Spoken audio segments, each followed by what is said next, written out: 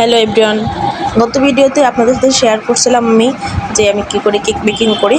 আজকে আমি শেয়ার করতেছি যে আমি কী করে কেকটা আর কি ডেকোরেশন করলাম।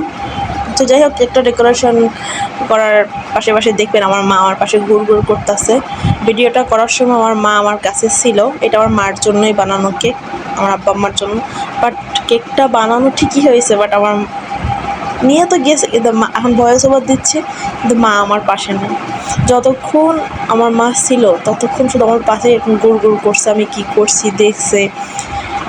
আগে আমার মার যাওয়ার কথা ছিল, তো আম্মু অসুস্থর কারণে যাইতে পারে না। আমি যাইতে দিন আমার আম্মুকে, কিন্তু একদিন পরে আবার আম্মার যেতে হয়েছে, কারণ বাড়িতে ইমার্জেন্সি কাজ করছে। আব্বু ফোন দিচ্ছে বারবার যাওয়ার জন্য, তো আমি এবার বেশি এফোর্ট দিয়ে আম্মায় রাখি নাই। তো আমি ভিডিওটা দেখতেছি আর খুব খারাপ লাগতেছে। আজকে সকালেই আম্মুরে বাসার নিচ অব্দি নামাই দিয়ে আসছি আমি।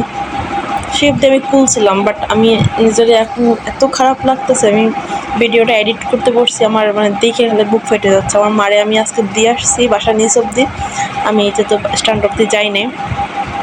বাসায় এসে আম্মা যে রুমে ছিল, আমি ওই রুমে যতবার যাই তাকাতে পারি না ওই রুমের দিকে।